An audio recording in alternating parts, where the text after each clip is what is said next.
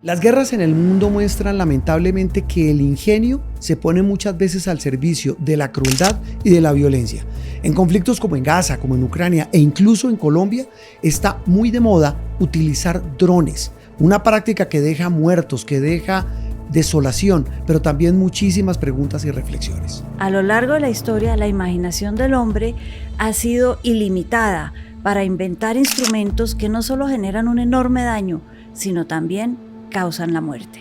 Desde la coyuntura de las noticias nos devolvemos en el tiempo. Esto es Memorias del Mundo, un video podcast disponible en YouTube y en todas las plataformas de audio. Teresita, los drones como arma de guerra. Uno había escuchado hablar de drones como herramientas para trabajos audiovisuales, como instrumentos de transporte de encomiendas, pero en los últimos tiempos los drones se han convertido en una macabra innovación, por llamarlo de alguna manera, para ser usados en la guerra. Está pasando en Ucrania, empecemos por ahí. Sí, han sido utilizados en Ucrania muchísimo por tanto rusos como ucranianos, y todo depende a quién se los compro. Entre los grandes personajes que hacen drones está Irán, sí, pero también Turquía.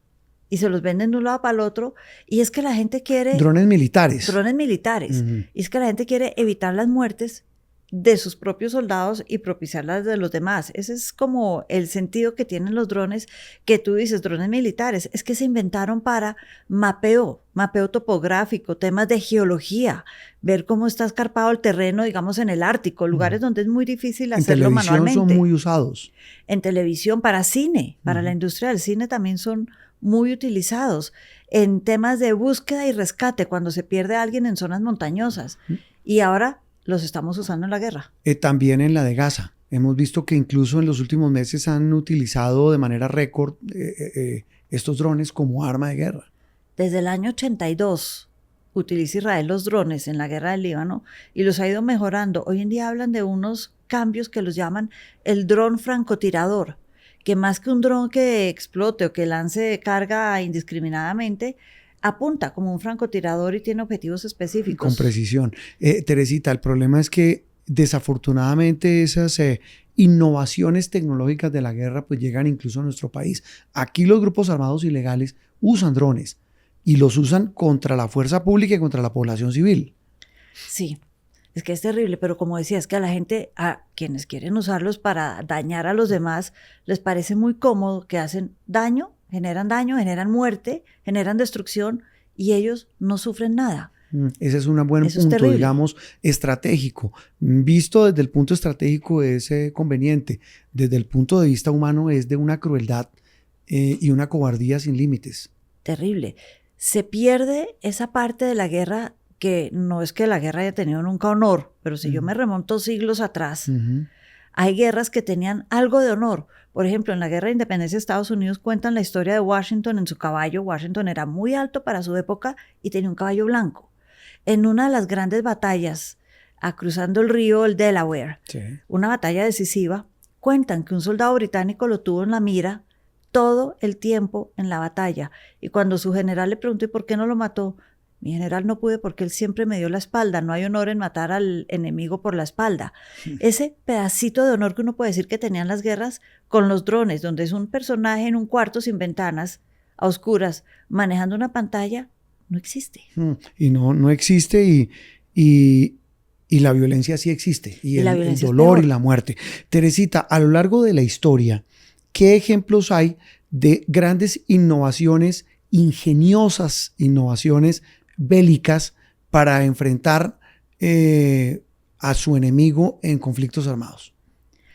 Bélicas, muchas de las que se usan en las guerras se inventaron para otro efecto, otro propósito. Por ejemplo, el bronce, gran parte de su invención, hace milenios, fue, entre otros, para generar vasijas o para cazar animales para alimentarse, pero terminó usándose en flechas, en lanzas y matando al enemigo. Igual podemos decir de muchos otros, la pólvora. ¿Sabes para qué se inventó la pólvora? ¿Qué estaban buscando los chinos en el siglo IX? El elixir de la vida, la inmortalidad. Y lo volvieron el elixir de la muerte. y lo volvieron el elixir de la muerte. Encontraron que esto explotaba y que no se lo podían tomar y que era dañino y nocivo. Teresita, las catapultas, que digamos son la primera herramienta, y usted me corregirá, en los conflictos armados, armas de larga distancia. Sí, distanciarnos del que estamos matando era como la tesis. Y ahí, con las catapultas, yo pienso que se habla a veces de las primeras armas biológicas.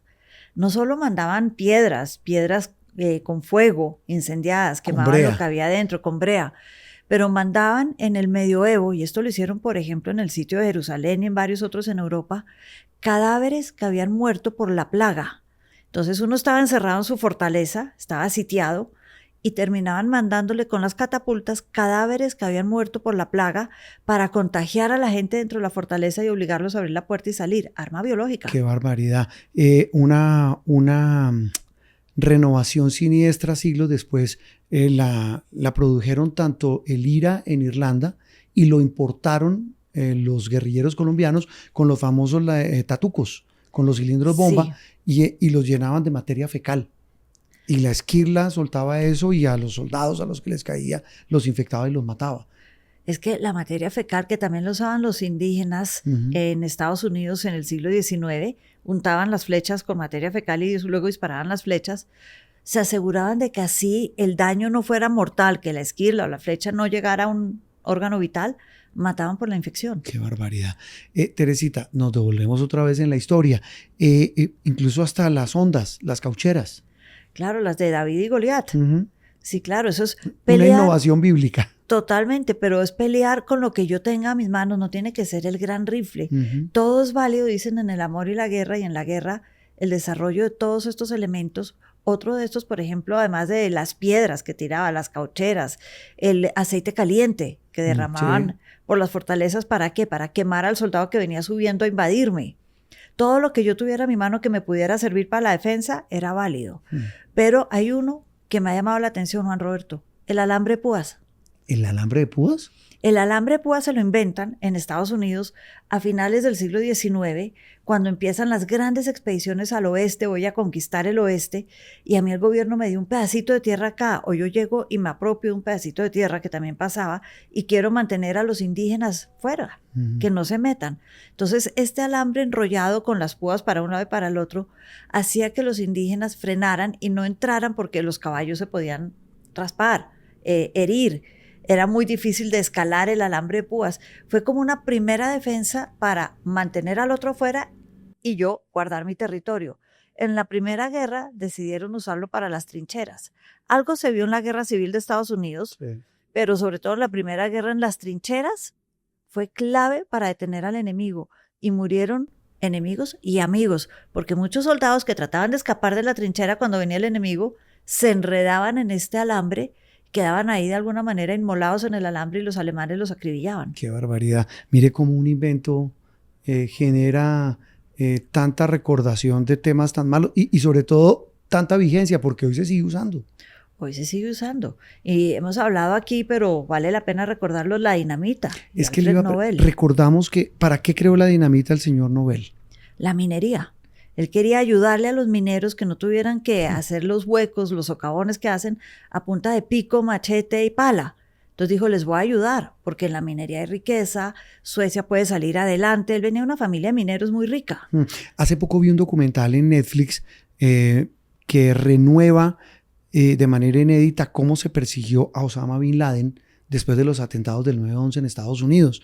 Y ahí hablaban también de esas armas y unas que también muestran el ingenio al que llega el hombre para hacerle daño a otro, que es las armas biológicas, el anthrax y otro tipo de armas químicas. Sí, el ingenio del hombre. El anthrax es químico, los gases que se inventaron a finales del siglo XIX para que la gente se asfixie, como el gas mostaza, que fue muy usado también en la Primera Guerra Mundial. El ingenio del hombre no tiene límites, pero ahí usaron aviones, es decir, nada más básico que coger un avión y convertirlo en un arma, un avión comercial y convertirlo en un arma de guerra. Y convertir a un loco, un fanático, en un arma, porque es que se inmolaba para hacer eso. Además, y ahí otra vez volviendo al tema, la importancia de los drones. el que no haya nadie manejando los drones y evita las muertes. La primera vez que trataron de hacer algo parecido, Juan Roberto, fueron globos aerostáticos, de esos que uno alquila hoy en día para hacer tours y ver por abajo, no sé, viñedos, piedras, sitios arqueológicos, lo que sea. Globos aerostáticos en 1849. El Imperio de Austria estaba en guerra con Venecia, la República de Venecia, y infló varios de estos globos que eran la sensación del momento. El hombre podía volar. Estos globos eran la sensación. Sin gente. Les pusieron unos dinamita a la parte de arriba, a la parte de papel del globo, arriba, con una larga pita. Y prendieron la pita y calcularon que la pita se iba a demorar en quemarse, lo que el globo se demoraba a estar encima de Venecia, y en ese momento quemaban la parte de arriba del globo, la canastilla caía y iba llena de explosivos y mataban al enemigo. Fue como una especie de los primeros drones, podríamos decir. Mire qué interesante. El ingenio para crear cosas que hagan daño ha llevado incluso en el caso de Colombia, y quiero su opinión, en otros países y en otros momentos de la historia, a utilizar animales. Aquí se han usado, la guerrilla llegó a usar burros bomba, caballos bomba. Es decir, en una degradación ya de un conflicto para lanzar armas a distancia contra el enemigo. Es que la degradación de la guerra no tiene límites, Juan Roberto, no solo animales, que me parece aberrante, pero recordemos el famoso collar bomba a los seres humanos. Eso es volver al ser humano un arma de guerra, me parece lo más bajo, lo más terrible que podemos hacer como humanidad. La crueldad en su máxima expresión. Teresita, porque las noticias también tienen historia. Esto es Memorias del Mundo, un video podcast disponible en YouTube y en todas las plataformas de audio.